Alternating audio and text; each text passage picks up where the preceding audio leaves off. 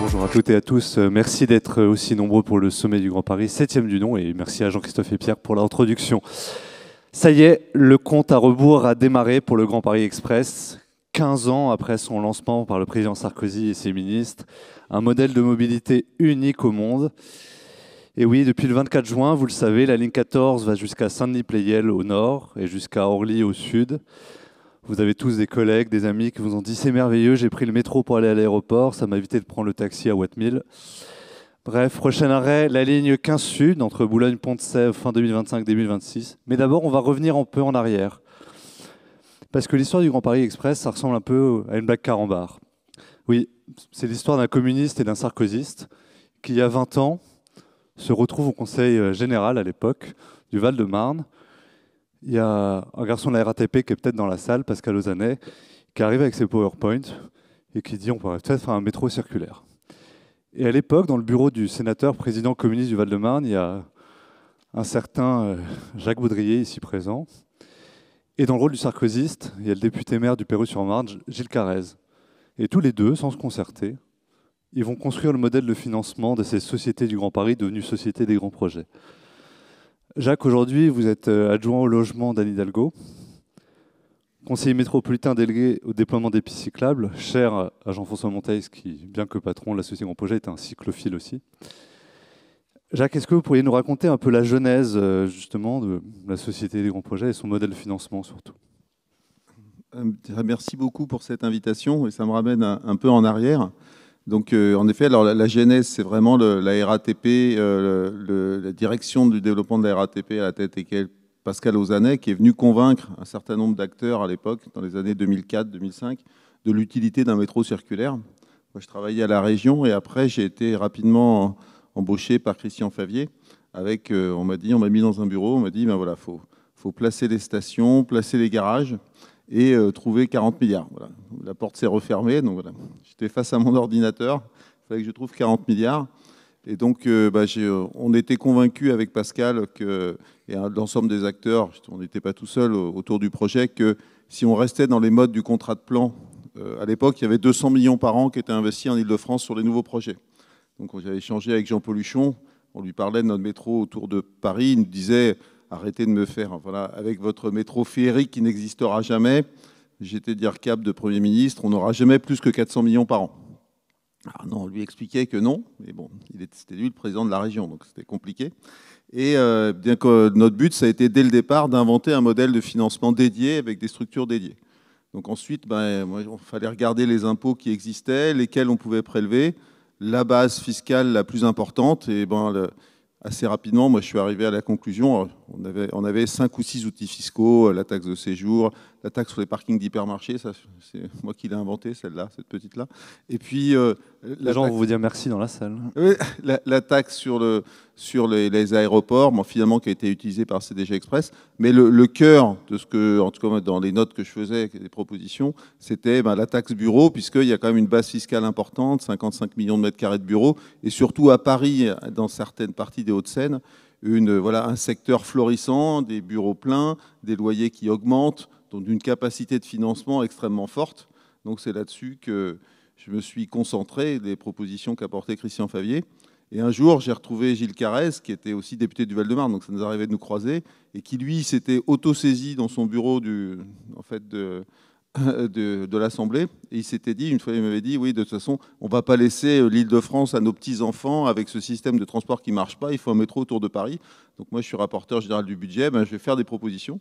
Donc il a fait exactement comme moi, il s'est mis dans son bureau, tout seul d'ailleurs, comme moi, et il a dit qu'est-ce qu'on va pouvoir prendre comme base fiscale, et on est arrivé exactement avec le même équation, on est arrivé au même résultat, on a apporté exactement les mêmes propositions.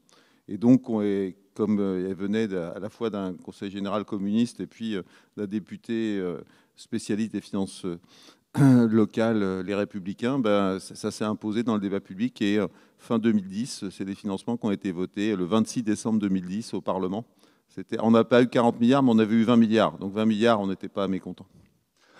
C'est déjà pas mal. Merci Jacques. Jean-Baptiste Djebbari, vous avez été député de la Haute-Vienne de 2017 à 2019 et ministre des Transports de 2019 à 2022, pile au moment des 10 ans. J'imagine quand on est ministre des Transports, on doit défendre plein de sujets de transport, on est sollicité par les élus locaux de toutes parts pour faire ici une petite ligne, ici avoir des financements. Comment on fait pour défendre ce projet pour l'ensemble des Français et pas uniquement pour les franciliens qui, rappelons-le, ont déjà le réseau le plus dense d'Europe? Alors, merci de votre invitation, ravi de vous retrouver. Je note qu'à l'époque, le sarkozysme et le communisme s'articulaient harmonieusement. Ça peut donner envie dans la situation politique du moment. Non, évidemment, c'est ce que vous présentez, César, est un vrai sujet. D'abord, on ne partait pas de nulle part, on a une histoire.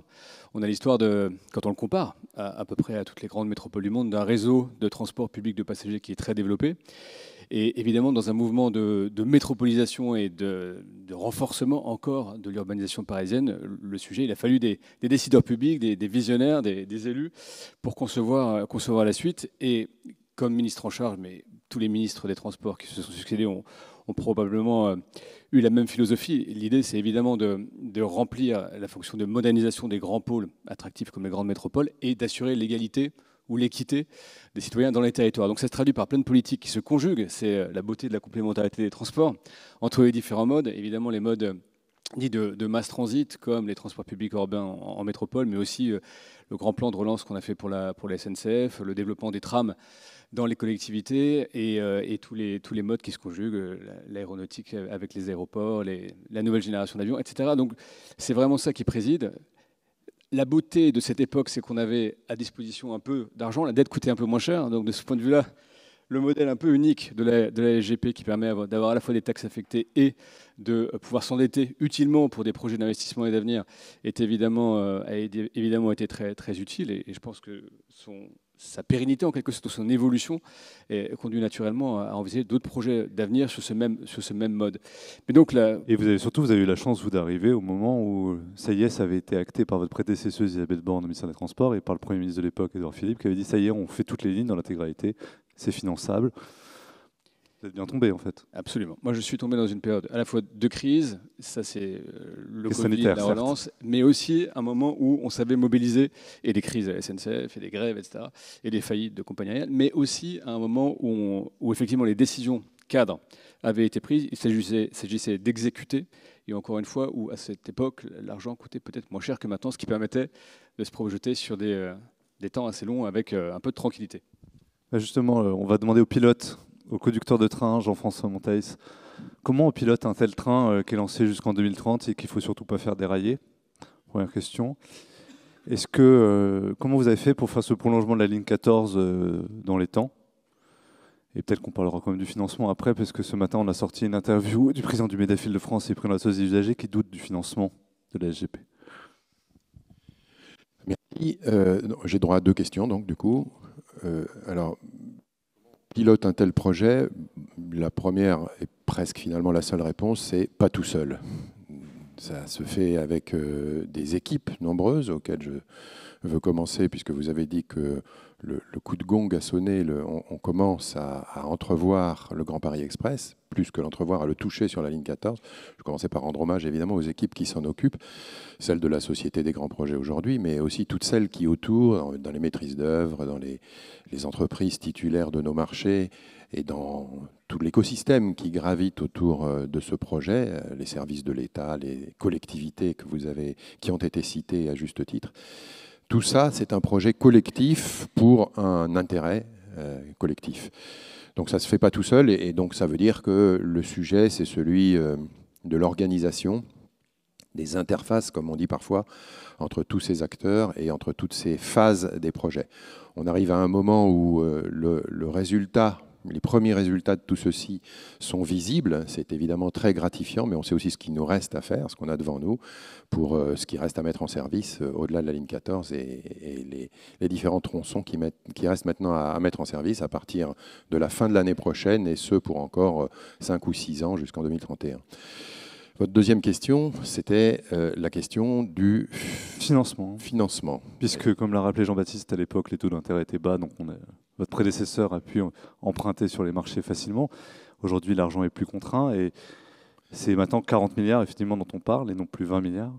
Comment vous allez faire pour tenir l'équation financière? Alors, on peut déjà commencer par dire comment on a fait, puisque l'équation financière est plutôt pour la ligne 14. Très bien tenu jusqu'ici, non seulement pour la ligne 14, mais aussi pour tout ce qui a déjà été judicieusement, par mes prédécesseurs, emprunté pour faire face aux besoins à venir. Donc on est plutôt tranquille dans une période dont Jean-Baptiste Djebardi vient de souligner le caractère un peu complexe. On est plutôt tranquille en réalité sur nos capacités à continuer avec des financements qui ont déjà été engrangés en quelque sorte grâce à cette capacité d'emprunt. Je veux peut-être juste rajouter 2 choses par rapport à ça. La première, Jacques Baudrier évoquait les recherches de financement et grâce soient rendues évidemment à ceux qui ont été à l'origine de ça. Mais il y avait un élément supplémentaire qui a fait que ceci était possible. C'est compliqué d'inventer des nouvelles ressources fiscales. C'est encore plus compliqué de les faire accepter, de les faire voter. Et il me semble qu'à l'époque, pour y avoir un tout petit peu participé dans d'autres fonctions, au cabinet du Premier ministre François Fillon, c'était rendu possible aussi parce qu'on anticipait en réalité non pas une ponction sur des recettes à évolution nulle, mais une ponction sur des recettes qui allaient augmenter en raison de ce projet. Ce dont on parle aujourd'hui, j'entendais l'introduction qui a été faite tout à l'heure, c'est d'un projet qui va non seulement améliorer la vie des gens, mais aussi permettre le développement. Donc une partie de ce qui a justifié ces nouvelles ressources, ou en tout cas cette capacité à utiliser de nouvelles ressources, c'est le fait que celles-ci devaient être en augmentation et vont être en augmentation, évidemment, grâce à ce projet. Donc en quelque sorte, la fiscalité sert à capter la valeur ajoutée par le projet. Et c'est un peu ça qui est la philosophie du financement de la Société des grands projets et du projet en l'occurrence. Le deuxième point que je veux ajouter d'ailleurs, c'est que cette capacité à emprunter est extrêmement intéressante du point de vue opérationnel. Je ne vais pas forcément le développer, mais ce qui est intéressant, c'est de pouvoir conduire un tel projet. Vous me posiez la question de comment on le conduit. Eh bien, on ne le fait pas tout seul d'abord et on le fait ensuite en fonction de considérations opérationnelles. Si on est bloqué année après année par l'annualité budgétaire et la recherche de financement et que c'est ceci qui détermine le rythme du projet, on est sûr de mettre plus longtemps et on est sûr que ça coûtera plus cher. Donc un des secrets, entre guillemets, de la réussite observée jusqu'ici et de ce qu'on a devant nous, c'est le fait de pouvoir aligner les financements sur les contraintes opérationnelles grâce à cette capacité d'emprunt. Et parmi les heureuses bénéficiaires et parties prenantes opérateurs du projet, je me tourne vers vous, Iba Fares, président du directoire des RATP Dev, car vous êtes présente, enfin, vous, RATP Dev, sur la ligne 14 avec l'exploitation de la gare d'Orly. Quel est votre premier retour d'expérience, quasiment maintenant 3 mois après l'ouverture? Mais aussi, demain, on va déjà un peu se projeter, vous exploiterez la ligne 15 Sud fin 2025, début 2026. J'imagine que vous y préparez dès maintenant. Tout à fait. Donc déjà pour vous situer, parce que je suis la présidente du directoire d'une entreprise peut-être un peu moins connue que sa maison mère, la RATP. Donc RATP Dev, c'est une filiale de la RATP qui opère des réseaux et maintient des réseaux de transport, métro, tramway, rail urbain en général, un peu partout dans le monde et en France. Du coup, on a une vraie vision de ce qui se passe ailleurs. Et ce qui est génial de ce qui se passe en Île-de-France, c'est qu'on a une vitrine unique dans le monde, parce que c'est vraiment parmi un des plus gros projets d'infrastructure de transport en Europe, en tout cas. Je parlerai peut-être un peu plus tard d'autres régions dans le monde, comme l'Australie ou l'Arabie Saoudite, où il y a aussi de gros chantiers ambitieux un peu équivalents. Mais en tout cas, en Europe, clairement, l'ambition du Grand Paris est très importante. Juste pour vous dire qu'aujourd'hui, effectivement, on a un réseau de transport très dense à Paris, très bien desservi, mais effectivement, il est très intramuros et ville avoisinante.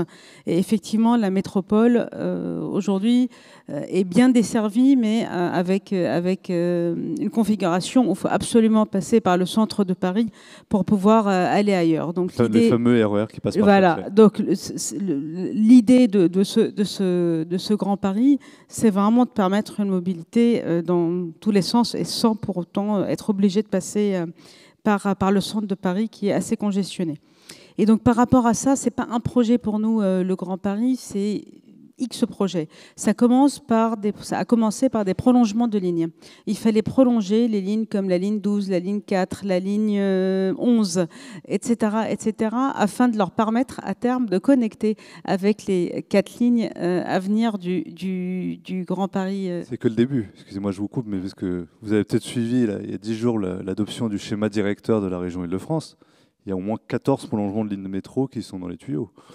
Et il y en a eu énormément là, avant les JO, donc les 4 dernières années. Et je pense le ministre des Transports que vous étiez a inauguré pas mal de prolongements.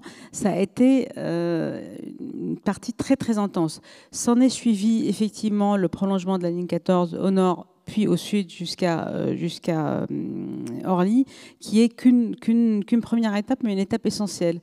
Aujourd'hui, l'ouverture de la gare d'Orly, par exemple, ça a été un succès qui a dépassé tous les chiffres qui ont été mis sur la table. Alors peut-être qu'on a bénéficié de l'effet aubaine des Jeux Olympiques, mais je ne pense pas.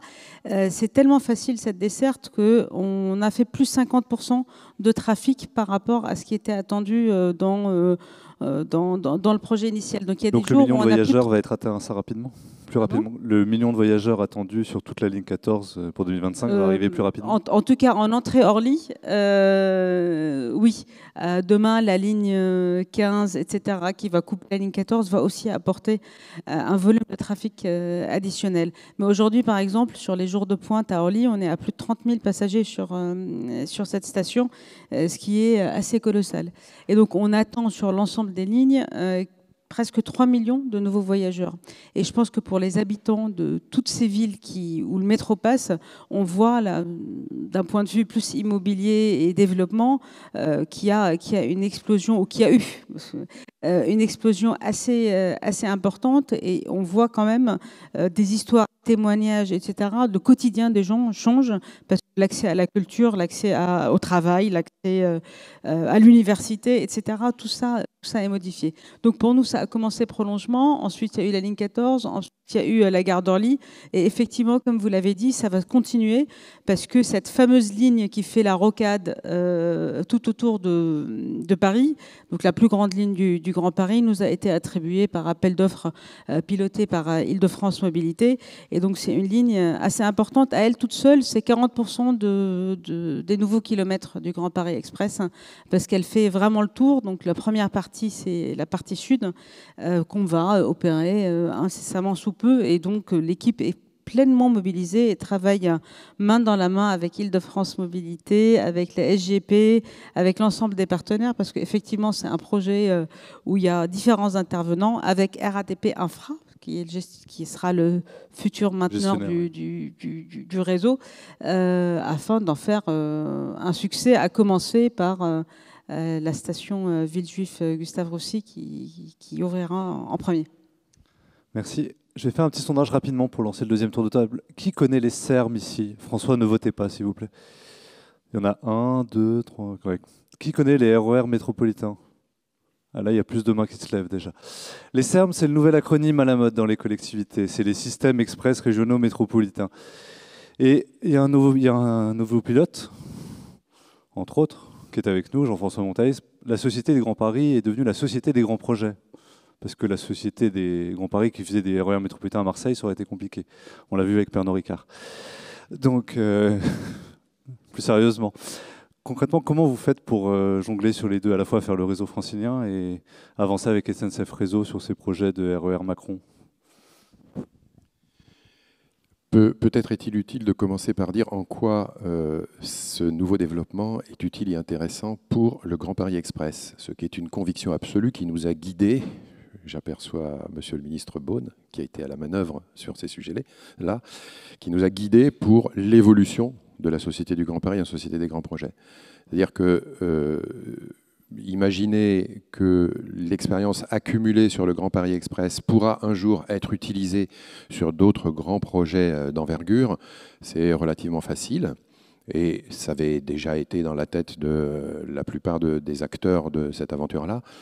Ensuite, il fallait le faire au bon moment, et à un moment où il est utile que la Société du Grand Paris, alors, se renforce. par exemple dans la discussion contractuelle qu'elle a au quotidien avec ses titulaires, se renforce par exemple par l'accumulation d'expériences sur d'autres formes de conception, se renforce aussi par l'accumulation d'éléments qui ne se présentent pas de la même façon dans des grandes métropoles provinciales en matière de multimodalité, par exemple, pour continuer ce qui est son travail essentiel et quasi unique aujourd'hui, c'est-à-dire la poursuite du Grand Paris Express. Donc, la première réponse à votre question, c'est pas très compliqué de piloter simultanément deux projets dont l'un occupe 30 personnes et l'autre 1000. On voit à quoi va être consacrée l'énergie de la Société des grands projets pour l'instant. Mais ce qui est intéressant, c'est d'avoir dès à présent cette anticipation, de commencer à travailler avec des métropoles françaises pour ces sujets de conception, de multimodalité, d'organisation et peut-être un jour de financement. Mais vraiment, replaçons les choses dans leur contexte. Aujourd'hui, on est concentré sur le Grand Paris Express. On imagine, avec d'autres, avec les collectivités en particulier, de mettre cette expérience à leur service et réciproquement d'utiliser l'expérience qu'on accumulera sur les services express régionaux métropolitains pour la mettre au service de la poursuite et des développements franciliens. Iba Fares, vous avez récemment cassé une partie du monopole de Keolis à Lyon et aussi en Normandie. Et est-ce que du coup, vous allez vous positionner demain sur les Serm ? Alors nous, on est intéressés par tous les sujets autour du rail urbain. Les trains du quotidien, les métros, les tramways, etc., etc. Donc bien entendu que le sujet des Serm est un sujet passionnant parce que c'est fondamental d'avoir aujourd'hui, pour vraiment attirer des voyageurs dans les transports, et je pense que tout le monde ici partage le fait que c'est bénéfique pour l'environnement, pour la société et pour les usagers du quotidien de prendre les transports plutôt que la voiture. Il faut des squelettes de desserte, c'est-à-dire il faut des lignes principales qui offrent suffisamment de fréquences et d'offres de transport afin d'attirer des personnes qui sont aujourd'hui récalcitrantes à adopter les transports en commun.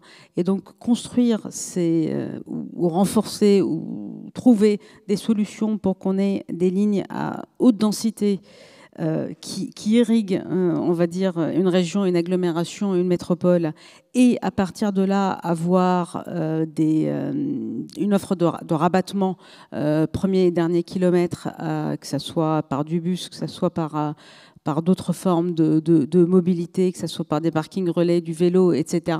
C'est essentiel. Et les Serm, c'est pour moi ça. C'est pas encore ça revêt plusieurs définitions. En discutant avec les différentes régions, c'est pas un objet unique, mais en tout cas, ça a ce but, c'est-à-dire d'avoir une desserte principale, qu'elle soit ferrée ou qu'elle soit un bus au niveau de service, PHNS, pour les plus aguerris, afin d'avoir cette offre. Et donc cette explosion, pour moi, de l'offre de transport, ce choc de l'offre, il est essentiel. C'est que comme ça qu'on va changer les habitudes. Après se pose, je pense, l'exemple du Grand Paris Express le montre, le problème du financement. Vous allez faire ma transition avec Jacques Baudrier. C'est-à-dire comment financer ça. Et il ne faut pas que ces sujets, faut en tout cas que ces réflexions de moyen terme que sont les Serm ne soient pas incompatibles avec les chocs d'offres à court terme. Parce que je pense qu'on ne peut pas attendre X années avant d'améliorer de façon très importante l'offre de transport en région, et notamment sur des endroits où il y a des agglomérations avec de la ruralité, etc., où les gens sont en manque de transport et où c'est très important de leur proposer des solutions du transport à la demande ou autre pour qu'ils puissent devenir des vrais usagers de transport. Merci. Du bus, du car express, du covoiturage. Jacques Baudrier, est-ce que c'est finançable ? Vous avez ouvert le tableur Excel ou pas ? En 2 minutes ? Oui, il y a sans problème. Il suffit de voter les amendements des députés communistes qui seront présentés au PLF. Vous prévoyez Attendez, on a une info. Vous prévoyez des amendements au budget 2025 s'il arrive un jour ? Mais depuis 2008, on en fait chaque année tout LPF, PLFR. On en a fait voter en 2010, en 2012, 2014, 2016, 2018, 2019 pour le Grand Paris. Donc, on en a déjà 6 ou 7 qui ont été votés. Donc voilà, donc c'est pas des amendements en l'air. Le sujet, je crois que le Grand Paris Express a profité de ces financements, de ce travail d'un certain nombre de députés, parlementaires, d'élus. Et c'est vrai que toutes les autres grandes villes de France ont vraiment été, je dirais, discriminées, parce qu'il y a eu ces investissements extrêmement importants en Île-de-France, du fait de notre travail collectif, et alors qu'ailleurs, on assiste à un sous-développement des investissements. Et les Serm, c'est globalement un gros smile de l'ordre de 30 milliards d'euros d'investissement. Si on reste dans les modèles de financement actuels des contrats de plan, on y arrivera dans 500 ans. Donc clairement, il faut dupliquer pour les Serm le même type de financement que ce qu'il y a eu pour le Grand Paris Express. Et moi, je crois que c'est une très bonne initiative de Jean-François Monteil, c'est de la SGP, d'avoir travaillé à ce développement en société des grands projets. Et donc, il faut des modèles de financement. Moi, toutes les sources de financement qui ont été publiées dans les notes qu'on avait sorties, dans les rapports de Gilles Carrez, existent. Hein. Vous me disiez, Jacques, en préparant cette table ronde, que ce serait bien que l'Île-de-France paye la moitié, voire les 3/4 des termes. En tout cas, si on regarde la base fiscale, les grandes recettes possibles, c'est le malus automobile, les taxes sur les déplacements aériens qui ont été utilisées déjà pour d'autres projets. Et si on prend l'activité économique, les taxes sur les bureaux, la valeur des bureaux et des loyers encaissés en Île-de-France n'a rien à voir avec tout ce qui est en province, y compris le stock de bureaux. Et de notre point de vue, c'est ce qu'on va défendre, en termes de solidarité nationale, il serait légitime que les bureaux du centre de Paris, je suis élu parisien, hein, en plus c'est pas toute l'Île-de-France, hein, je vois François Durovray, c'est pas les bureaux de l'Essonne. Vous êtes conseiller métropolitain, ça compense. Ouais, les bureaux de Paris et d'une certaine partie des Hauts-de-Seine, la Haute-Seine la plus favorisée, je dirais ici Boulogne, c'est là qu'il y a la base fiscale, c'est pas à Évry. Hein. Évry, c'est comme à Lyon, ça vaut beaucoup moins cher. Donc il y a une base fiscale extrêmement importante qui peut, sans problème, le loyer moyen a augmenté en moyenne de 150 € en 10 ans qu'encaissent les propriétaires. Avec le Grand Paris Express, on leur a pris 12 € du mètre carré. Donc voilà, ils ont encore 138 de gains en plus. Donc dans ces 138, nous, on pense qu'on peut tout à fait trouver encore 10, 20, 30 € qui permettraient de financer l'intégralité des Serm. Donc, et ce mode de financement, je crois, ça vaut pour les transports en province, hein, avec les Serm. Ça vaut aussi d'ailleurs pour d'autres projets de métro hors Serm. Hein. Il y aura besoin aussi d'investissements dans des métros à Bordeaux et Marseille en plus de ça. Mais je pense que ce système de financement, moi je suis adjoint au logement, je partage les propos du président Terrade sur la crise monstrueuse qu'on subit. Il y a des problèmes de financement, d'annualité budgétaire. On est en train de vouloir nous arrêter toute la rénovation avec le fonds vert. Voilà. Il faut aussi ces modes de financement sur d'autres secteurs d'activité, comme par exemple la rénovation des bâtiments avec l'ANA. Pour pérenniser, si on veut des grands investissements publics, il faut des financements dédiés sur le long terme. Le modèle du Grand Paris Express, c'est pour tout le monde. Et justement, il ne reste pas beaucoup de temps. Jean-Baptiste, en quelques mots, une piste de financement justement pour les Serm.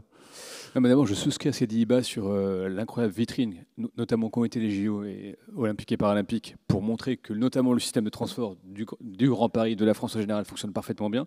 Et ça crée beaucoup de traction.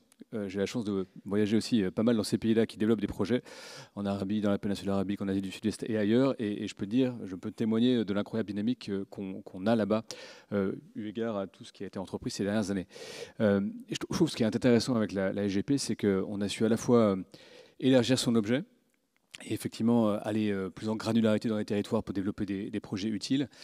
On a évidemment une ingénierie financière qui peut trouver matière à se déployer. Puis on a aussi dans le modèle unique de la SGP un fonctionnement dans la prise de décision qui avait été un peu critiqué au départ par un retour à la centralisation avec son modèle de directoire et de conseil de surveillance qui, in fine, marche très bien et qui, je crois, aujourd'hui est globalement salué par les partenaires, les élus et au-delà. Et donc je pense qu'on peut tout à fait s'en inspirer pour la suite, pour différents objets, et que ce n'est que le début finalement de la vie du Grand Paris. Merci beaucoup tous les quatre. Je vais laisser la place à mon collègue Léo Barnier et à ses invités sur Peut-on avoir un Grand Paris sans un Grand Orly ?